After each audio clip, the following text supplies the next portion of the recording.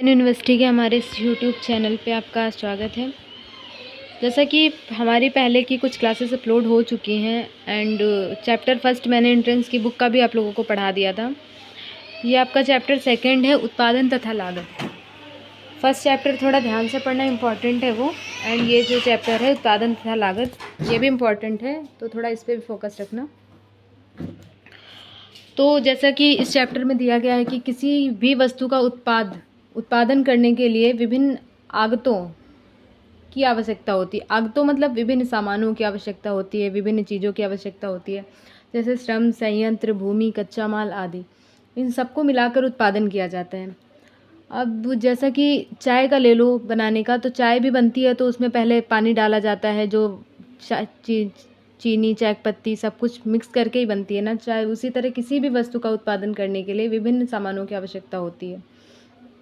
इन सबको मिलाकर उत्पादन किया जाता है। इन आगतों को प्राप्त करने के लिए उत्पादक जो भुगतान करता है वह उत्पादन की लागत कहलाती है।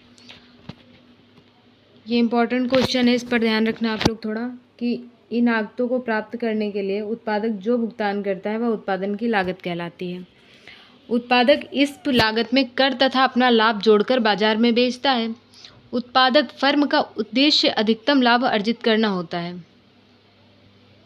एक उत्पादक अपनी लागत संरचना तथा बाजार कीमत को ध्यान में रखकर ऐसी मात्रा का उत्पादन करता है जिससे कि उसे अधिकतम लाभ हो। यह उत्पादन फलन का दिया हुआ है ग्राफ। पहले उत्पादन फलन पढ़ा देती हूँ, फिर उसका ग्राफ समझाते हैं। कि किसी वस्तु के उत्पादन एवं उसे प्रभावित करने वाले विभिन्न कारकों के संबंध को उत्पादन लागत कहा जाता है। उत्पादन लागत कहा जाता है किसी वस्तु के उत्पादन एवं उसे प्रभावित करने वाले विभिन्न कारकों के संबंध को उत्पादन लागत फलन कहते हैं। साधन, आगतों तथा उत्पाद के मध्य संबंध को उत्पाद फलन कहा जाता है। इसे गणितीय रूप में इस प्रकार लिखा जाता है। P बराबर FLM/KETC, जहाँ पर P बराबर प्रोडक्शन उत्पादन, L बराबर लैंड भूमि, K बराबर कैपिटल पूंजी, T बराबर टाइम एलिमेंट जिसको आप लोग हिंदी में समय तत्व कहते हैं, F बराबर function, M is equal to man श्रम। श्रम मतलब मैन के ही द्वारा तो श्रम किया जाएगा, तो यहाँ पे M से श्रम को डिनोट किया गया है। E बराबर इंटरप्राइज उद्यम। उद्यम मतलब जो भी उद्योग वगैरह होते हैं। एक उत्पादन फलन की दी हुई प्रौद्योगिकी हेतु परिभाषित किया जाता है। उत्पादन फलन में उत्पादक जिन आगतों का उपयोग करता है वे उत्पादन का कारक कहलाते हैं। यदि कोई उत्पादक उत्पादन के केवल दो कारक x1 तथा x2 का प्रयोग करके उत्पादन करता है तो उत्पादन फलन इस प्रकार होगा।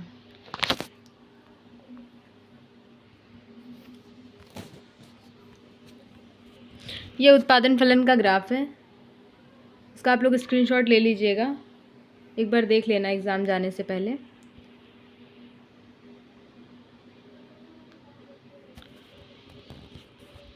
उपरोक्त सारणी में बायां कॉलम x1 की भांति x1 की मात्रा तथा ऊपर की पंक्ति x2 को दर्शाती है। ये जो कारक हैं वे x1 को दर्शा रहे हैं। ये जो बायां कॉलम है वो x1 की मात्रा को दर्शा रहा है, और जो ऊपर की ओर जो पंक्ति है वो x2 की मात्रा को दर्शा रही है। चलिए, वो इतना इम्पोर्टेंट नहीं है, इसको पढ़ा देते हैं अल्पकाल तथा दीर्घकाल को। ऐसे ग्राफ व्राफ नहीं आते हैं पेपर में ज़्यादा, लेकिन फिर भी आप लोग देख लीजिएगा कौन सा क्वेश्चन आ जाए, कुछ कहा नहीं जा सकता है। अल्पकाल या लघु अवधि। अल्पकाल से तात्पर्य उस अवधि से है जिसमें उत्पादन में परिवर्तन करने की दृष्टि से प्रत्येक साधन का परिवर्तन नहीं किया जा सकता। अल्पकाल में कुशल श्रम, मशीनरी, उत्पादन का पैमाना, संगठन आदि में कोई परिवर्तन नहीं किया जा सकता। इन्हें स्थिर आगत या स्थिर कारक कहते हैं। अकुशल श्रम, ईंधन, कच्चा माल, पॉलीशिफ्ट की संख्या में परिवर्तन हो सकता है। इन्हें परिवर्ती लागत या परिवर्ती कारक कहते हैं। दीर्घकाल। दीर्घकाल से तात्पर्य उस अवधि से है जिसमें उत्पादन के पास बहुत समय होता है और उत्पादन के परिवर्तन की दृष्टि से प्रत्येक उत्पादन साधन में परिवर्तन किया जा सकता है। सभी साधन परिवर्तनशील होते हैं, लागत भी परिवर्तनशील होती है। कुल उत्पाद, औसत उत्पाद तथा सीमांत उत्पाद। कुल उत्पाद अथवा कुल भौतिक उत्पाद। एक निश्चित समय में उत्पादित वस्तुओं को कुल मात्रा को उत्पाद कहते हैं। उत्पादन के साधनों के संयोग का परिणाम है। इसे गणितीय रूप में अग्र प्रकार से लिख सकते हैं। जैसे कि इसका फार्मूला बनाएंगे तो ऐसे बना सकते हैं, औसत उत्पाद अथवा औसत भौतिक उत्पाद।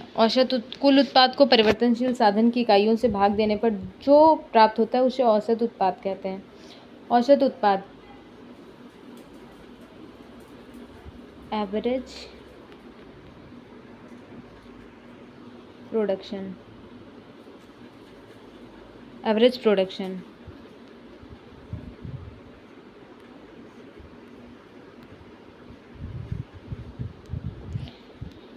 कुल उत्पाद टोटल प्रोडक्शन अपॉन परिवर्तनशील लागत की इकाइयाँ। सीमांत उत्पाद अथवा सीमांत भौतिक उत्पाद प्रति इकाई लागत में परिवर्तन के कारण उत्पादन में जो परिवर्तन होता है उसे सीमांत उत्पाद कहते हैं। उत्पादन मात्रा में एक इकाई के बढ़ने या घटने पर कुल लागत में जो परिवर्तन होता है वही सीमांत उत्पाद है।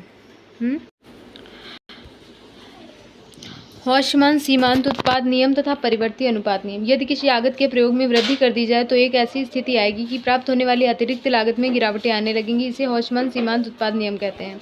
सीमांत उत्पाद का कारक आगत आरंभ में प्रयोग के साथ साथ बढ़ता है जब आगत के प्रयोग का स्तर निम्न हो, किंतु प्रयोग के स्तर पर पहुंचने के पश्चात इसमें गिरावट आने लगती हो। कुल उत्पाद, सीमांत उत्पाद तथा औसत उत्पाद वक्र की आकृतियाँ। अन्य आगतों को स्थिर रखते हुए एक आगत की मात्रा में वृद्धि के परिणाम स्वरूप सामान्यतः निर्गत में वृद्धि होती है। आगत निर्गत समतल में कुल उत्पाद वक्र एक स्थिति में धनात्मक प्रवणता वाला वक्र होता है। चित्र एक विशिष्ट फर्म के लिए कुल उत्पाद वक्र का आकार दर्शाती है। एक आगत के सीमांत उत्पाद में आरंभ में तो वृद्धि होती है, किंतु प्रयोग के एक विशेष स्तर पर आकर इसमें कमी दिखने लगती है। इसीलिए आगत निर्गत समतल में सीमांत उत्पाद वक्र दिखता है। जैसे जैसे आगत की मात्रा में वृद्धि की जाती है तो सीमांत उत्पाद में वृद्धि होती जाती है। यह वृद्धि सीमांत उत्पाद की तुलना में कम होती है। तब एक बिंदु के पश्चात सीमांत उत्पाद में गिरावट आने लगती है। जब तक सीमांत उत्पाद का मूल्य प्रचलित औसत उत्पाद की मूल्य की तुलना में अधिक रहता है, औसत उत्पाद में वृद्धि होती है। अतः औसत उत्पाद वक्र यू आकृति का होता है। ये वक्र आप लोग ध्यान दीजिएगा थोड़ा।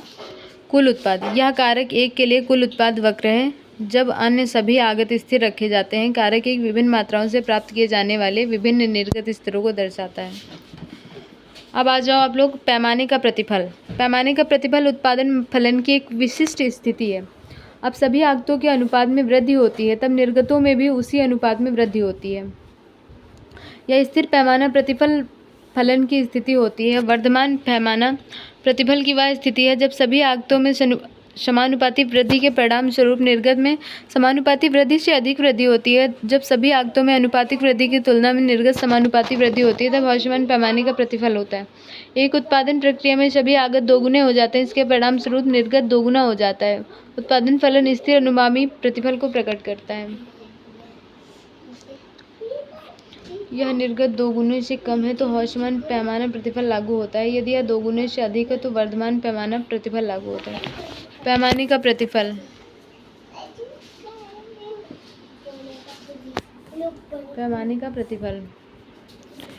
Q बराबर F(x1) × x2।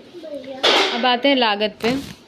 निर्गत का उत्पादन करने के लिए उत्पादक को आगतों का प्रयोग करना होता है, किंतु निर्गत के एक दिए गए स्तर का उत्पादन अनेक विधियों से हो सकता है।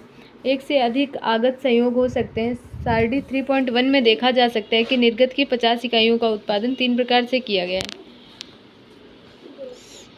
3.1 कहाँ पे दी है?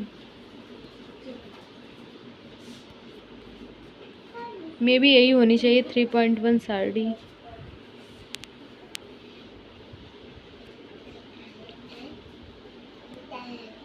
हाँ, यही आपकी 3.1।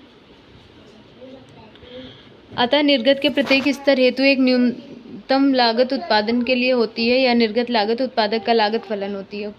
कॉब डगलस उत्पादन फलन, जहाँ अल्फा Q बराबर x1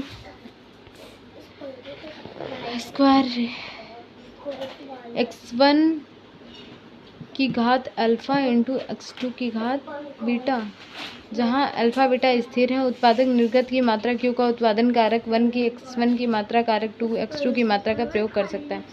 यह कॉब डगलस उत्पादन फलन कहलाता है। Alpha plus beta = 1 alpha plus beta is greater than 1, alpha plus beta is less than 1।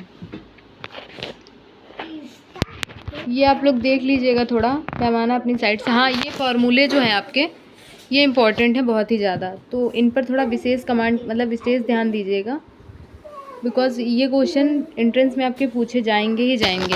अल्पकालीन औसत लागत बराबर औसत परिवर्ती लागत प्लस औसत स्थिर लागत। अल्पकालीन सीमांत लागत बराबर कुल लागत में परिवर्तन अपॉन उत्पादन में परिवर्तन।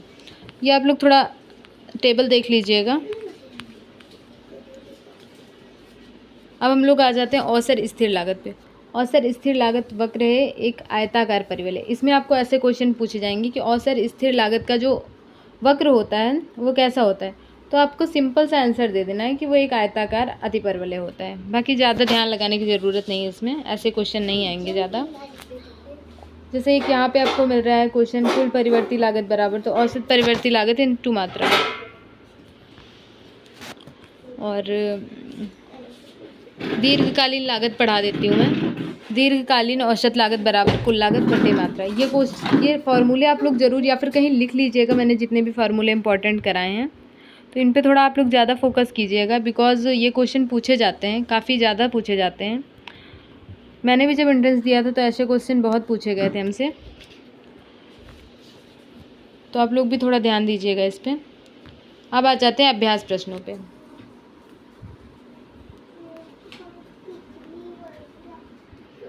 जब एपी अधिकतम होता है, कितने क्वेश्चन दिए हुए हैं इसमें, 13 क्वेश्चन है इसके। चलिए ठीक है।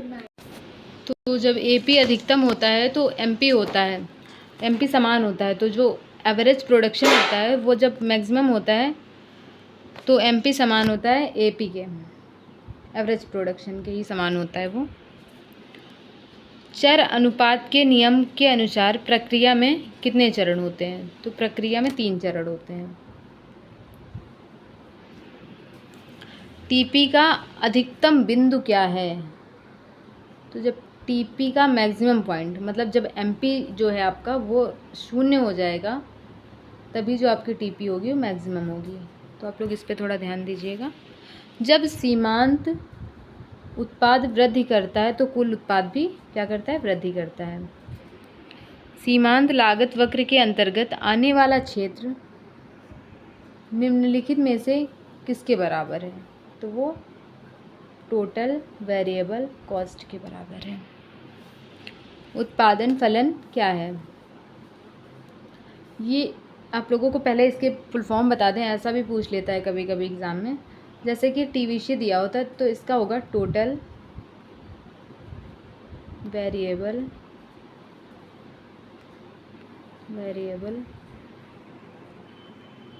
कॉस्ट।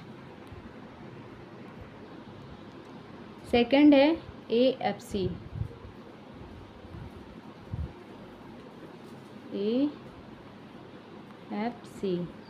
इसका होगा average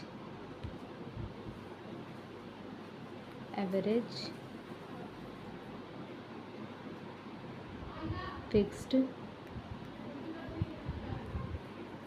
cost. AVC average variable cost, AC average cost. उत्पादन फलन क्या है, 6 नंबर क्वेश्चन आता है आपका, उत्पादन फलन क्या है, तो उत्पादन फलन होता है आगतों तथा निर्गत के मध्य एक तकनीकी साधन। क्वेश्चन नंबर 7 पे आ जाइए। अल्पकाल में उत्पादन के कितने साधन स्थिर होते हैं, तो इसमें कम से कम एक साधन स्थिर होता है आपका। औसत लागत वक्र का आकार होता है, जो आपको औसत लागत वक्र है अभी मैंने पढ़ाया था थोड़ी देर पहले, तो यू आकार का होता है। जब सीमांत उत्पादन 0 होता है तब सीमांत लागत होती है। जब सीमांत उत्पादन 0 होता है तब कुल उत्पादन होता है, तो इसमें आपका कुल उत्पादन 0 होता है। अगर सीमांत उत्पादन 0 है तो आपकी कुल उत्पादन भी 0 होगा। जब औसत लागत न्यूनतम होती है तब सीमांत लागत होती है औसत लागत से कम। दीर्घकाल में उत्पादन के कितने साधन स्थिर होते हैं? दीर्घकाल में उत्पादन के जो सभी साधन होते हैं वो स्थिर होते हैं। अल्पकाल में निर्गत उत्पादन में इकाई वृद्धि होने पर परिवर्तनशील लागत में होने वाली वृद्धि को सीमांत लागत कहा जाता है। तो इस क्वेश्चन इसको थोड़ा पढ़ लीजिएगा। अल्पकाल में निर्गत उत्पादन में इकाई वृद्धि होने पर परिवर्तनशील लागत में होने वाली वृद्धि को सीमांत लागत कहा जाता है। आगत प्राप्त करने के लिए एक फर्म द्वारा किया जाने वाला व्यय क्या कहलाता है? तो लागत कहलाता है वो। चलिए आपके क्वेश्चन हो जाते हैं यहाँ पे। मिलते हैं फिर नेक्स्ट क्लास में। तब तक के लिए जय हिंद।